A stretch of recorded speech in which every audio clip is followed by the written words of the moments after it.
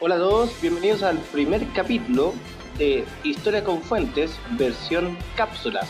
Me encuentro aquí con mi amigo personal, lo conozco hace un tiempo ya, Un par de años, por lo un par de menos años. tres. Sí, bueno, Bueno, ustedes ya saben quién es en realidad los que le hago clase. Ya él es un ex profesor de San Javier, ya, Eric Salazar. ¿Cómo estás, Eric? bien Alex, ¿y tú? Muy bien, gracias.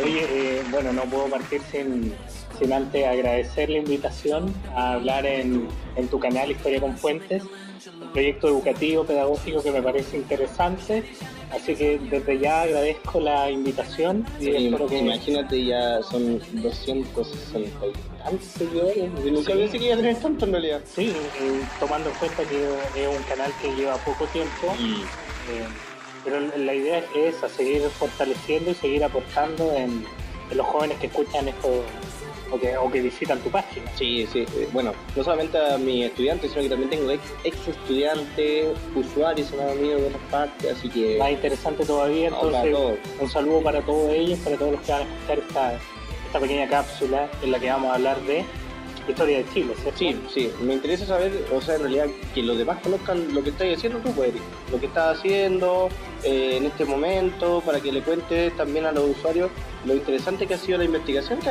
ha realizado. Sí, bueno, en la actualidad estoy trabajando con las cartas de Pedro de Valdivia, Ya. que son un documento histórico, literario, bien interesante, sobre todo cuando se analiza desde otras perspectivas que no responden necesariamente a los discursos europeos hegemónicos, desde que serían el sitio desde el cual se han leído estos documentos a lo largo de la historia. Y yo creo que eso también ha pasado en la historia que se enseña en los colegios. Claro, una historia más de los vencedores, una historia más desde el punto de vista eurocentrista. Claro, que se ha encargado de exaltar el conflicto bélico, que tal vez no es tal. Porque los documentos, en particular las cartas de Pedro Valdivia, no se focalizan en las grandes victorias que tuvo este conquistador, a diferencia de las cartas de Hernán Cortés, por ejemplo, en la cual impera un discurso que es más bien mitificador de las hazañas de los conquistadores. Claro. En las cartas de Pedro Valdivia se utiliza más que nada algo que se llama el discurso del fracaso. ¿Ya? De una investigadora bien conocida que se llama Beatriz Pastor, en el cual se resalta el valor del mérito del sufrimiento, de aguantar la adversidad, el infortunio.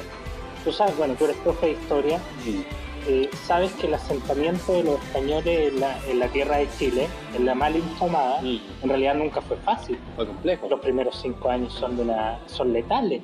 O sea, después del incendio de Santiago del 11 de septiembre del 41, los sucesos que empiezan a ocurrir hunden a los conquistadores y al grupo peninsular en general en un estado de complejidad total.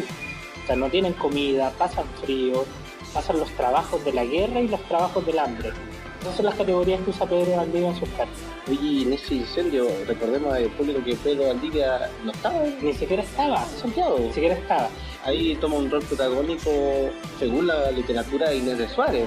Claro. Si bien hubo otros personajes que participaron en el incendio, como Francisco de Villagra o Francisco de Villagrán, dependiendo de la lectura de qué historiador estaba haciendo, pero sí, la historiografía oficial concuerda en que el papel de Inés de Suárez es preponderante. ¿Y por qué va a ser tan preponderante? Porque resulta que las tropas de Michimalonco, que son las que atacan Santiago, son muchos indígenas de los que estamos hablando. Claro. De un total muy, muy superior a la cantidad de españoles que había. Entonces, tiene poca lógica que los españoles hayan sobrevivido. Era más probable que los hayan matado a todos. Pero una decisión de Inés de Suárez cambió toda la película. Porque resulta que Pedro de Valdivia tenía prisioneros a algunos caciques. Entonces Inés de Suárez decidió decapitar a estos caciques y salir con la cabeza de uno colgando, que es una imagen muy conocida, muy conocida en la historiografía, sale en los libros de historia. Entonces se ha dicho que eso fue tan violento para la cosmovisión del pueblo originario que todos salieron arrancando. Y es evidente porque eso es un acto brutal a los ojos de ellos. Oye, Perdón, interrumpa. Y en la literatura este hecho también es clave. De hecho hay unos libros muy conocidos, algunos lo leen hasta en el colegio porque algunos profesores lo integran en el programa, que es Inés del alma mía, de Isabel Allende. Y en Inés del alma mía, este episodio de cuando Inés de Suárez sale con la cabeza de uno de los caciques de Capitán es fundamental. Y se narra desde una perspectiva más que nada emocional, porque Inés de Suárez entra como en un trance, según la literatura, esto es ficción, claro. No es lo que pasó realmente. Entra como en un trance y no tiene idea de lo que está haciendo. ¿Por qué surge la necesidad de estudiar, en este caso, la conquista, las cartas de Pedro Valdivia, como se llama ahora, un estudio decolonial? Claro. ¿Por qué surge esa necesidad para ti? Sí, bueno, resulta que cuando yo estaba en el colegio era más bien crítico con el asunto de la asignatura de historia, que me llamaba mucho la atención. No fue lo que estudié de formación. ¿Te hubiese gustado estudiar? Sí, por supuesto. Pero también me agradaba la literatura, que fue finalmente por lo que me decidí. Pero encontraba que el problema de la historia, y particularmente la historia de Chile, es que siempre era presentada desde una visión europea. O sea, los grandes triunfos de los españoles, dejando de lado aquellos pueblos originarios que vivían acá, aquel sufrimiento que vivieron los españoles. Sí. Oye, lo que hicieron, el asentamiento peninsular fue de derrota. Y ellos hablan de las victorias, y la historiografía que está vista desde la visión europea también habla de las grandes victorias de los españoles, de sus grandes hazañas, y no fueron tales aquí en Chile, ¿no? Aquí la conquista tiene otros caracteres, y bueno, y en otras partes del Nuevo Mundo las conquistas tampoco son solo violencia. Claro, nosotros tenemos la imagen de la conquista de Hernán Cortés, violenta, sangrienta, acaba con los aztecas. Tenemos la imagen de la conquista de Francisco Pizarro, violenta también, sangrienta, acaba con los incas. Pero la mayoría de las conquistas no fueron así. Hay unos artículos bien interesantes acerca de la guerra de Arauco, donde escribe Jorge Pinto, Sergio Villalobos y otros historiadores nacionales bien conocidos, que hablan acerca de los periodos de paz en la Araucanía. Y es increíble porque ellos hacen una periodización de la historia de la guerra de Arauco, y la guerra de Arauco nunca fue solo batalla. Claro. O sea, los periodos de paz, los periodos en los que la Araucanía fue una zona de contacto, en la que hubo vínculos entre españoles e indígenas, también fueron grandes. Y eso no nos estábamos trayendo a colación a causa de la visión europea, que nos estaba cegando en el acontecimiento bélico, en resaltar la furia de Marte en una conquista en el Nuevo Mundo que nunca se nos hace. Sí, o sea, varias cosas que acotar a tu discurso, por ejemplo, el tema de que Chile nunca fue un buen negocio para los españoles, nunca fue un buen negocio. Pensemos en lo que le pasó a Diego de Almagro, el primer adelantado. Cuando, reclamando un poco, claro, de Diego de Almagro, Pedro de Valdivia, Hernando de Magallanes, claro, Hernando de Magallanes desde el inicio, pero por ejemplo después de 1598 con el desastre, entre comillas, de Uralaba, obliga al virreinato del Perú con el Real situado a financiar un ejército permanente, claro, de traer un potencial de personas que no estaban evidenciadas. Además, lo que ellos requerían tanto, que era en este caso minería aurífera sobre todo, tampoco Chile tenía tanto. Tenía un pueblo mapuche principalmente, bastante molesto, pero que de alguna forma tuvieron que sobrellevar eso.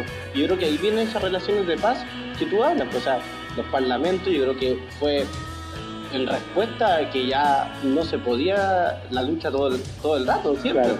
Bueno, justamente lo que tú estás planteando acerca de este asunto de que Chile era escaso en oro, de los parlamentos y su importancia, de que no todo fue guerra, son las cosas que la historia no estaba contando.